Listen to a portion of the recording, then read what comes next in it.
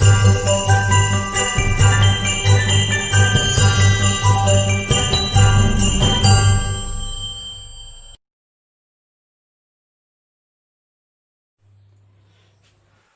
Students, आज हम लोग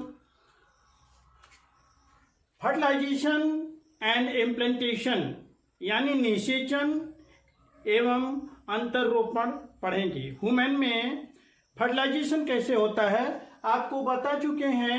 पता है आपको कि आर्तव चक्र लगभग 28-29 दिन का अर्थात 1 महीने का होता है। आर्तव चक्र यानी मासिक चक्र मेंस्ट्रुअल साइकिल, तो उसके अब 28-29 दिन की गणना कब से की जाती है, एक सवाल ये उठता है। चक्र का मतलब होता है साइकिल, जो कि कंटिन्यू प्रक्रिया चलती रहती है। तो जहां से भी आप कैलकुलेशन एक जगह से शुरू करेंगे वहीं आके समाप्त भी होंगे। तो इस तरह से इसकी शुरुआत की जाती है जिस दिन सर्विक्स के माध्यम से वेजाइनल वेयर से ब्लीडिंग प्रारंभ होती है। इसके बारे में डिटेल से आपको बताया गया है। उसको फर्स्ट डे कहते हैं, जिस दिन ब्लीडिंग प्रारंभ होती है। यहाँ पर उसकी चर्चा इसलिए कर रहे हैं कि जो ओवुलेशन होता है वह ब्लीडिंग के लगभग यानी कि मेंस्ट्रुअल साइकिल के लगभग हाफ पीरियड में यानी ब्लीडिंग के लगभग 14वें दिन होता है। इसलिए अनुमानतः 10वें से 15वें दिन बोलते हैं। तो ओवुलेशन यानी कि ट्रांसपोर्ट ऑफ ओवम, ओवम यहां से ओवुलेट होता है ओवरी से।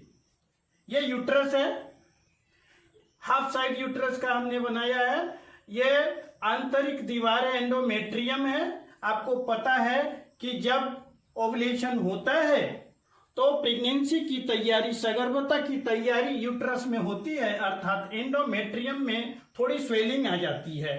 तो ये स्वेल्ड है और जब ओवम निकलता है यहां से तो फेलोपियन ट्यूब में फिमरी के सहारे आता है। फेलोपियन ट्यूब में जब ये पहुंचता है स्थमस में, सक्रिय मार्ग में, पतले रास्ते में, यहां जब पहुंचता है ठीक उसी समय यदि स्पर्म पहुंच जाए तो फर्टिलाइजेशन क्रिया होती है। फर्टिलाइजेशन अर्थात स्पर्म, पुरुष का स्पर्म और स्त्री का ओवम का संलयन, इनके मेल को फर्टिलाइजेशन या निषेचन कहते हैं।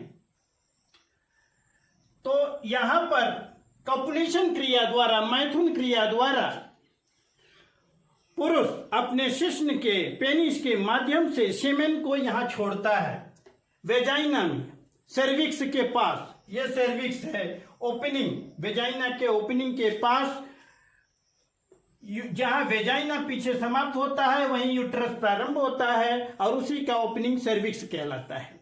तो सीमेन अर्थात एक प्रकार का द्रव है जिसमें स्पर्म पुरुष के जनन कोशिका को कहते हैं, तैरते रहते हैं। ये तेजी से आगे बढ़ते हैं गर्भाशय से होते हुए और ओवुलेशन के बाद अंडाणु यहां पहुंचता है स्थमस में, तो स्पर्म भी यहां पहुंचते हैं। इस तरह से इसका इनलार्ज इधर दिखाया गया है, तो यहां पहुंचते हैं। एक ओवम जो होता है उसका बृहद रूप यहां दिखाया गया है। ओवम में, ओवम की जो बनावट होती है बाह्य स्तर पर इसमें कोरोना रेडिएटा सेल्स होते हैं और इसके आंतरिक स्तर में एक स्पेस होता है जिसे पेरिवेटलिन स्पेस कहते हैं और बीच में पारदर्शी माध्यम होता है। उस पारदर्शी माध्यम को जोना पेलुसिडा कहते हैं। जोना पेलुसिडा और ये रिक्त स्थान, ये 3 लेयर हुए। तो जब यहां पर स्पर्म पहुंचते हैं और ओवम से टकराते हैं तो ओवम के जोना पेलुसिडा लेवल में सबसे पहले जिस भी स्पर्म का हेड टच होता है तो वहां से जोना पेलुसिडा लेयर टूट जाता है और हेड उसमें एंट्री कर जाता है। लेकिन एक विशेष क्रिया होती है यहाँ, जैसे ही हेड एंट्री करता है वो इंड्यूस करता है, इस लेयर को प्रेरित करता है कि वो कठोर हो जाता है। इसके बाद दूसरे स्पर्म्स जब उसमें ठोकर मारेंगे तो वो नहीं टूटता है, और इस प्रकार से केवल एक ही स्पर्म ओवम में प्रवेश कर पाता है, और यही प्रवेश करने की क्रिया ही फर्टिलाइजेशन है, निषेचन है। और ये क्रिया यहीं थमस में यानी फैलोपियन ट्यूब के अंदर सक्रिय भाग में होती है। अब यहाँ ध्यान देने की बात यह है कि जब यहाँ पर ओवम पहुंचता है ठीक उसी समय स्पर्म पहुंचेगा, तभी फर्टिलाइजेशन क्रिया होगी और प्रेगनेंसी हो सकती है। यही कारण है कि बहुत सारे मैथुन क्रियाएं होने के बावजूद भी प्रेगनेंसी नहीं होती है।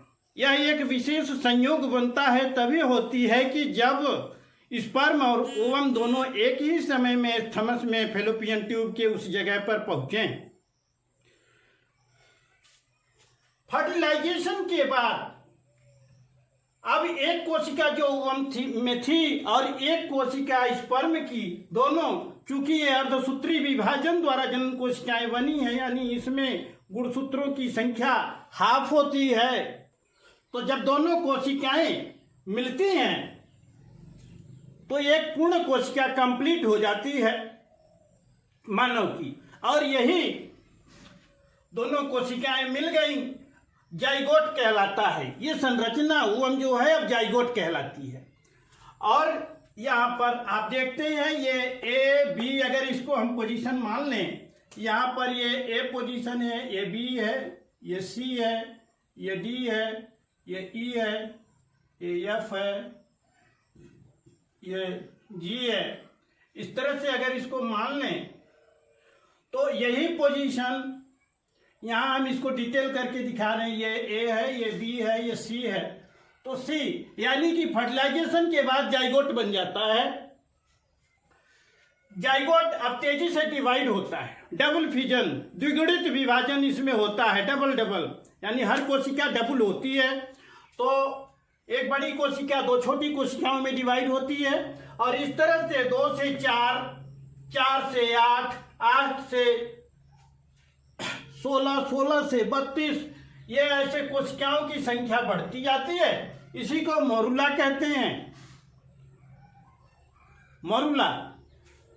तो ये अब मोरुला का जाइगोट जो है एक मोरुला का रूप लिया, थक्का बन जाता है, कोशिकाओं का समूह बन जाता है। और ये कोशिकाओं का समूह आगे जब बढ़ता है यूट्रस में आता है, तो यूट्रस की एंडोमेट्रियम की दीवार एक जगह से थोड़ी सी